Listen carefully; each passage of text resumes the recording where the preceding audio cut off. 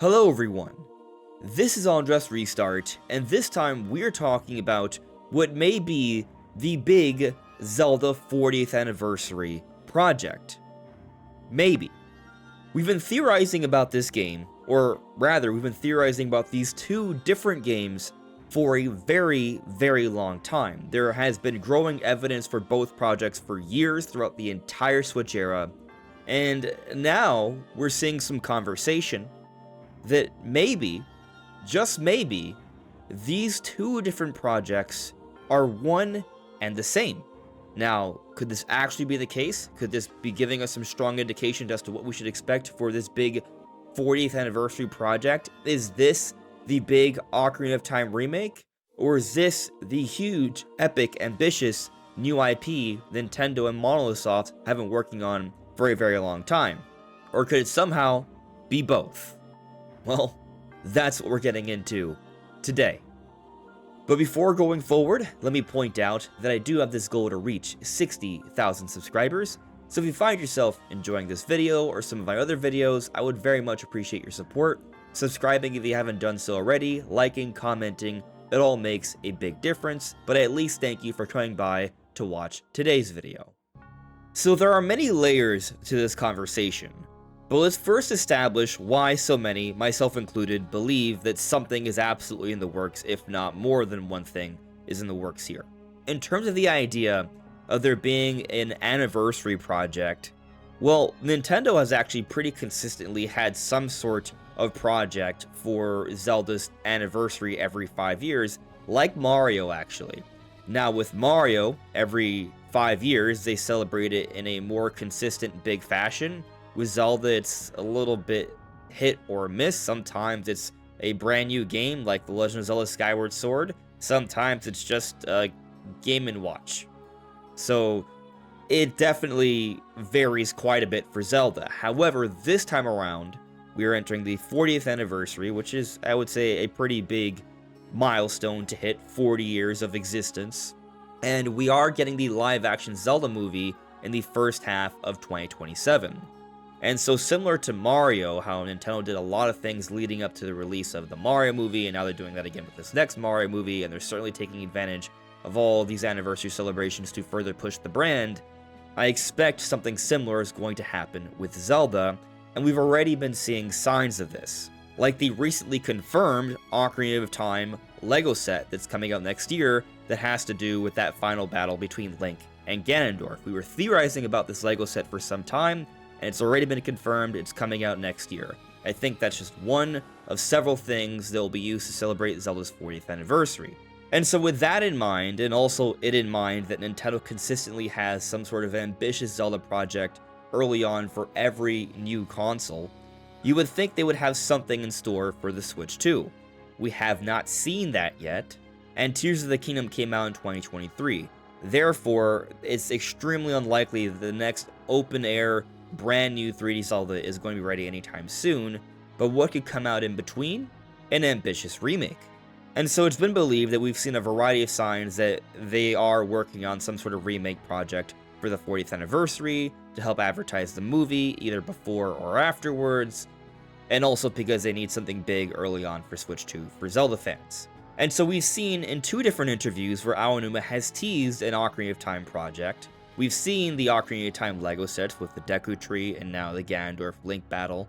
There are arguably teases in Echoes of Wisdom and Hyrule Warriors Age of Imprisonment, and we've seen Nintendo use prior Zelda games and spin-offs to tease future Zelda games. And also, by the way, I didn't mention this, but yes, Aonuma, the Zelda series producer, has a history of teasing things, so the idea that in two different interviews he teased Ocarina of Time is not really a stretch at all. He's confirmed himself before that he has teased future projects.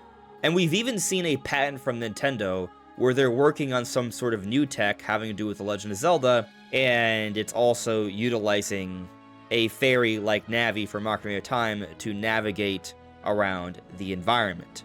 So that's just a small pile of reasons to think that Nintendo is working on an Ocarina of Time remake. But a big question people have had is who is working on this Ocarina of Time remake? Well, we do have a rumor from Nash Weedle, who has shown to have a pretty strong track record in terms of getting things right to his leaks, especially all throughout this year. The list has continually grown with so many different projects, and I could just spend a very long time talking about all the things he's gotten right. Not to say he gets everything right, but he gets a lot right. I would argue probably more so than anyone else when it comes to Nintendo, at least when we think about just how long he has been leaking things for, and just that level of consistency compared to others.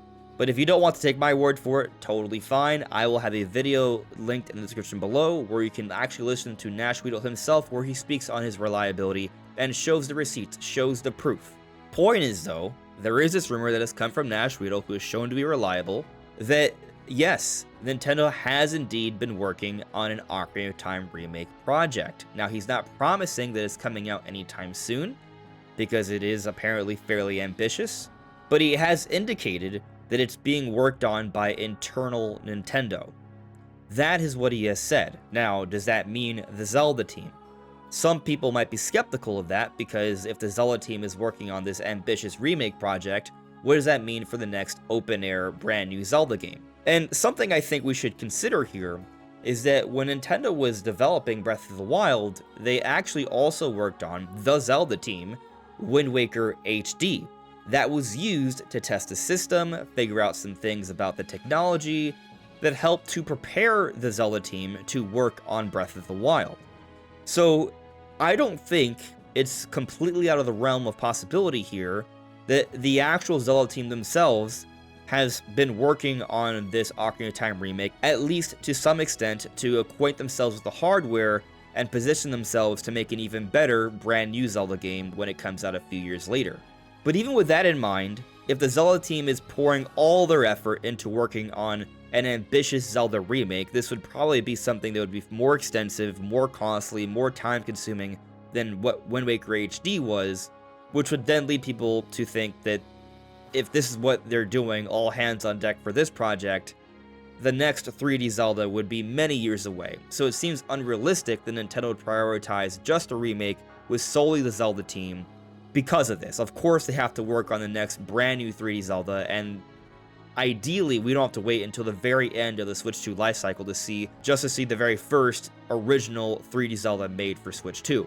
And I agree with this. I don't think it's realistic to think that the Zelda team is the only team that's been working on this hypothetical, theorized, and rumored Ocarina of Time remake, which is where we start entertaining the idea that there might be another team involved here.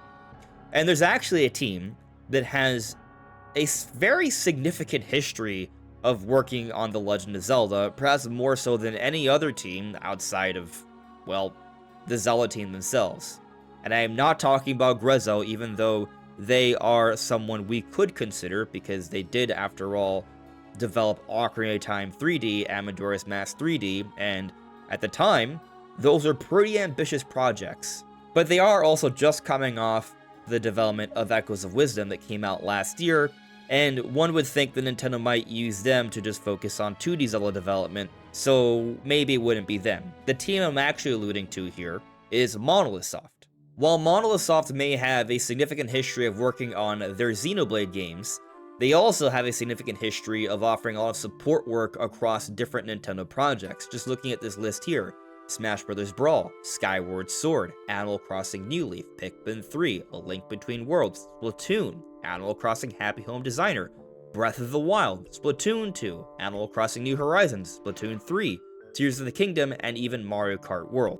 So Monolith Soft offers a lot of help throughout different Nintendo projects, and definitely The Legend of Zelda. They've worked on several 3D Zelda games. And to our understanding, they will continue to assist with mainline 3D Zelda development. They have maintained this recruiting page for Zelda support development for years, throughout essentially the entire Switch era. I do not expect that to change.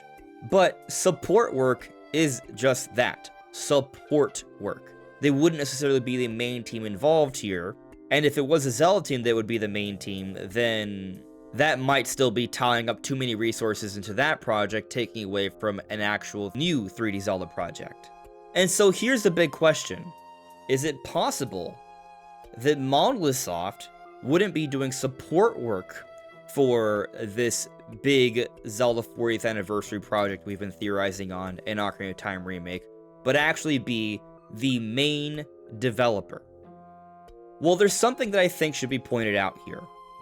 For years, Monolith Soft has had multiple recruitment pages. Yes, they've had the Zelda support recruitment page, but they have also recruited support for just support overall, like with Splatoon and Animal Crossing.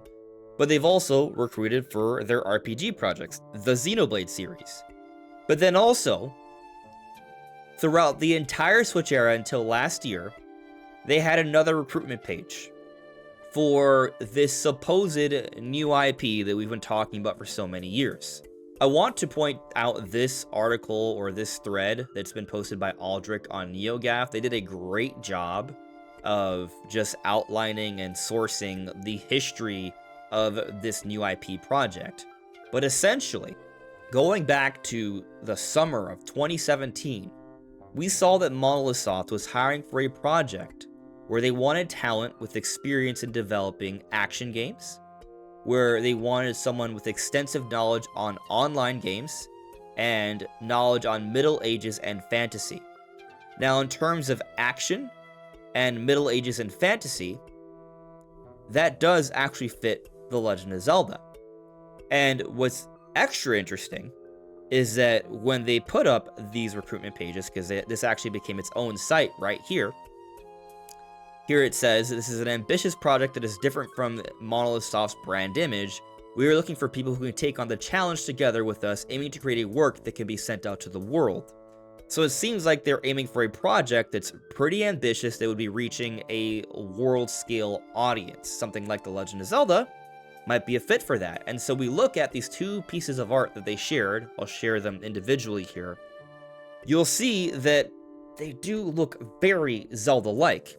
We have this one that almost looks like a warrior princess Zelda. We have seen Zelda wield a sword before. She is a female with blonde hair, blue eyes, oftentimes, and that is what we see depicted here. Clearly, this is a fantasy medieval environment. We have a giant red dragon. There appears to be some kind of war.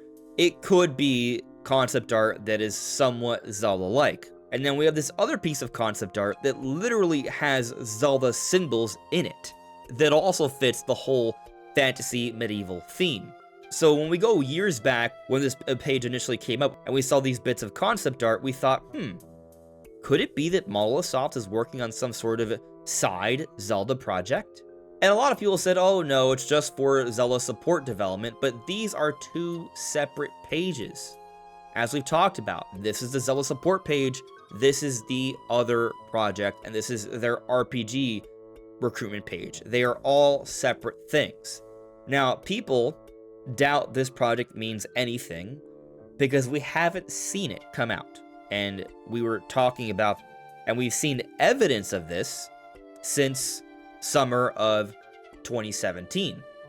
And the evidence goes beyond just the recruitment pages from the official Monolith Soft site themselves, but also even we have LinkedIn profiles of different people who work at Monolith Soft saying that they have been working on an action game for Nintendo Switch. This action game has never come out. And so you might be thinking the project might be canceled, maybe it's just it was never going to happen because of how many years have passed. But I think we should also look at other projects like Donkey Kong Bonanza, for example. I'm literally looking at the official Ask Developer page from Nintendo, and we see here that they're talking about how they began development for Donkey Kong Bonanza just immediately after Mario Odyssey. They are working on the voxel tech and all this stuff shortly afterwards, and they realized this would be a good fit for a Donkey Kong game. So they've been working on this since basically the beginning of the Switch era, because Mario Odyssey came out in the first year, and they began shortly afterwards. Or we take a look at Mario Kart World. They literally tell us here, another official Nintendo page, another Ask Developer interview with Mario Kart World, they began development back in March of 2017. Right here, they say that, and we began prototyping in March of 2017. So, point is, here we have two significant Nintendo projects that were in the works throughout the entire Switch era that were initially tested out to be Switch 1 games. Why can't another project, this Monolith Soft project, also be something very similar that was initially planned to maybe be a Switch 1 title, but as they worked on it throughout years while still delivering their support work for Animal Crossing, Splatoon, and Zelda, and still making the Xenoblade games, they realized they should save this project and transition over to Nintendo Switch 2. Reminder, for those who seem to forget or are unaware, Monolith Soft is 100% Nintendo. They are wholly owned, they are a Nintendo developer, and so this similarity here to Donkey Kong Bonanza and Mario Kart World, well, it is very similar. And to further back up the idea that this project is indeed still in the works and is going to happen, let's talk about the Midori codenames. So Midori, someone who doesn't post anymore to my knowledge, but was responsible for a whole bunch of Sega Atlas leaks and was notorious or famous for basically leaking so many things with strong consistency. And they shared out, actually, at one point, several codenames for different Nintendo projects. Some of those projects have yet to have been confirmed, but a lot of them have been. One of the projects was supposedly Silver Star, a project having to do with the Mario Odyssey team. And from this, I personally extrapolated Silver Star would be a Donkey Kong project, a 3D Donkey Kong project made by the Mario Odyssey team. And what was confirmed this year? Donkey Kong Bonanza. So this is one of the code names that led us to figuring out what was actually going on. But there's others. There was also, for example, Project Banquet, which led us to believe that there would be another Mario Party game, but not just another Mario Party game, but a Mario Party game that would be following up Super Mario Party that came out back in 2018. And so what did we get? Super Mario Party Jamboree. Another example, Project Edward led us to believe that there would be a Grezzo-developed 2D top-down Zelda game, and what did we get announced shortly after we talked about this codename? Echoes of Wisdom, literally that. And there are a few others as well. Point is, these codenames have proven to be reliable, and they've led us to actually figuring out what Nintendo was actually going to announce in the not-so-distant future. Here's another example. Yu King O, one of the other codenames leaked by Midori. Not only did it tip us off to Nintendo working on at least an enhanced version of Breath of the Wild, which we did get alongside Tears of the Kingdom Day 1 for Switch 2, but also it tipped us off to the codename for Nintendo Switch 2, which we later got confirmation of, which was Ounce. And so these codenames for Midori have proven to be very reliable and strong indicators for other Nintendo projects they've been working on. One of the last few remaining codenames that have yet to have been officially confirmed is Project Legacy. Supposedly, Monolith Soft has been working on a project with the codename of Legacy. Now, we understand that the Xenoblade games, the style of codenames they use have to do with Titan folk, or Little folk, or Big folk, or Space folk, things along those lines for all the different Xenoblade games. This Legacy name is entirely different. And so it actually helps to fuel the idea that this project that Monolith Soft has been hiring for, or was hiring for, between the years of 2017 throughout 2024, still in the works, and is something different from Xenoblade, and is also not just support work for Zelda, but it did have art that was Zelda-like or literally had Zelda symbolism. And when you think about the name Legacy, well, you know what has a great legacy? The Legend of Zelda. You know it would be fitting to put out a legacy project, a Zelda remake for the 40th anniversary. And so, is it not possible that these two projects could be one and the same? Some people might argue that we might be attaching too much value to these bits of concept art we got from the recruitment page because they are just concept art. They may not really mean that much. They're just meant to recruit people to work on whatever it is that they're working on. But I'll point you all to this banner art from Retro Studios. This banner art came from Retro Studios when they were recruiting for the development of Metroid Prime 4, and when this initially came out, myself and others had discussions about if this was a teaser of anything. And as it turns out, it is. It's not just Samus in a dark hallway with a weird shadow, but actually this shadow is casting in the shape of Sylux. We now have his model, and we can see it matches up really well. So this bit of art was actually relevant and meaningful. It wasn't just made for the purposes of recruiting and had nothing to do with the actual game. It was actually a strong indicator and teaser that Sylux would be playing a significant role in the story of Metroid Prime 4. Metroid Prime 4 is now out, and we know about that. So yes, there is precedent with different Nintendo developers to have recruitment pages up and use concept art that is actually relevant to the very project that they are hiring for. And so yes, it could be an indicator of what it is they're actually working on, and it may be the case that this project that they've been working on all this time could be Project Legacy, could be coming out really soon, and it might just be Zelda related. And when we think about how it does seem like there is definitely some sort of Zelda remake project in the works, and it would make sense to have something ready for the 40th anniversary, could this be getting announced soon? And this is where things get even more interesting, because while it does seem like it makes a lot of sense for a Zelda anniversary project to be announced really soon, technically the 40th anniversary is this upcoming February, it has also been rumored from Nash Weedle that Monolith Soft is getting ready to announce something in the next Nintendo Direct, which based off history would probably be happening February or March, which is again the Zelda anniversary time. We would be in the 40th anniversary year. So things might be aligning here, and on top of that, we go back to the Zelda Ocarina of Time Lego set, the one that's coming out next year. We do not have an official release date yet, but based off the leaks of this, which tipped us off to this actually existing, those leaks were for March of 2026.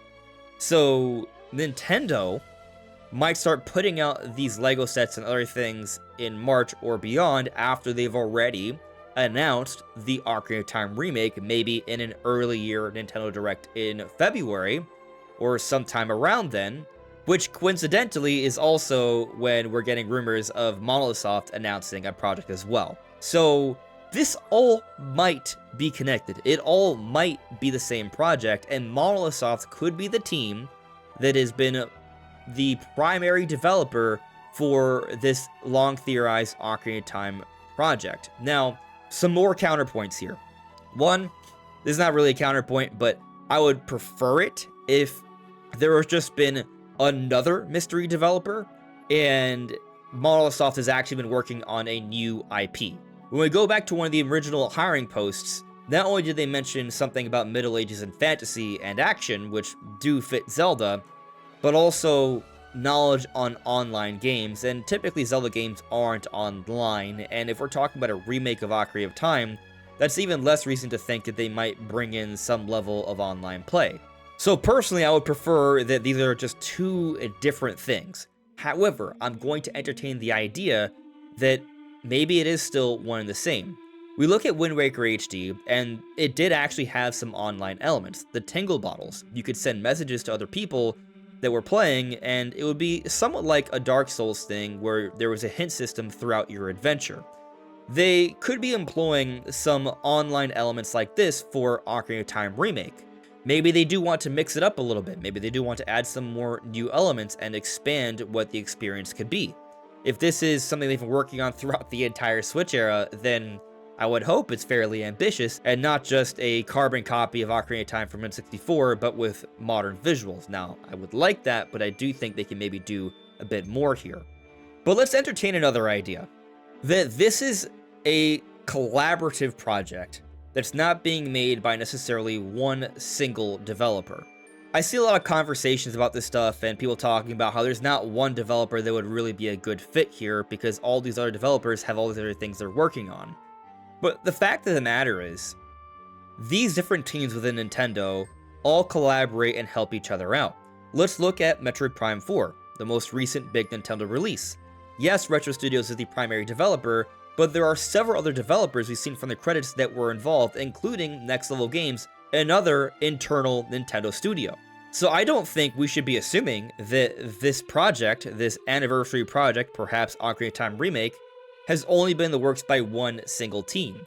I would assume the Zelda team is involved. I would actually also assume the Monolith Soft team would be involved, even ignoring all the stuff we've heard about this legacy project. That could be something completely separate, which I hope it is, because that would be something else that could be equally or at least about as exciting.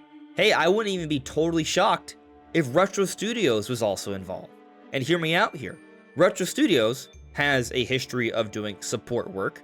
They helped out with Mario Kart 7, for example, and they did a great job with those tracks.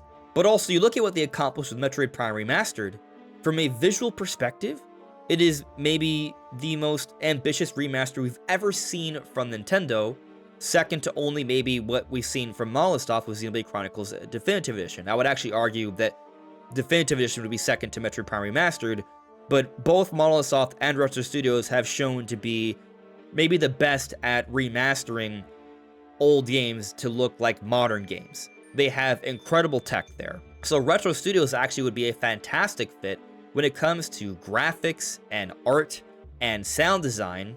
While you may have some of your qualms with Metroid Prime 4, we've talked about how there are certainly different opinions on the game.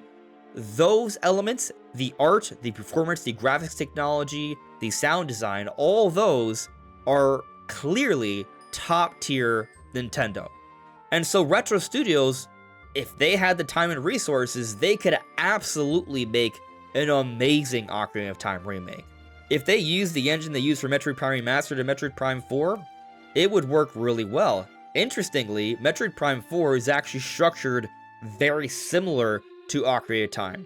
Soul Valley is essentially Hyrule Field. There were even Nintendo developers in the previous Metroid Prime 4 telling people that. And the different areas that are connected by Soul Valley, the big desert, are almost positioned very similarly to the different areas from Ocarina of Time. And then when you're within those areas, they are like big dungeons with epic, giant, beautiful boss fights. So from an overworld design perspective and a dungeon perspective and a boss fight perspective, the design of Metroid Prime 4 is very similar to Ocarina of Time. And if I found out when this Ocarina of Time remake project does eventually come out, assuming it does, that Retro Studios was involved, I wouldn't be surprised at all. And so I think it's interesting to think about who might be working on this theorized Ocarina of Time remake. And I think it's also interesting to think about what is this legacy project. If the rumors are true, we'll be finding out with the next Nintendo Direct early next year. We're not that far off. We're just a few weeks before January. So it's exciting to think about. But what do you all think? Who do you think would be working on this theorized and rumored Ocarina of Time remake? Is it Monolith Soft? Is it Retro Studios? Is it the Zelda team? Is it Grezzo? Is it more likely a combination of different developers, like the ones I mentioned and perhaps more? And do you think it could be connected to Project Legacy, or are they two separate, exciting projects? Let me know what you all think in the comments below. This is AndresRestart. Thank you so much for listening and watching, and I will see you all really soon. Take care. Bye.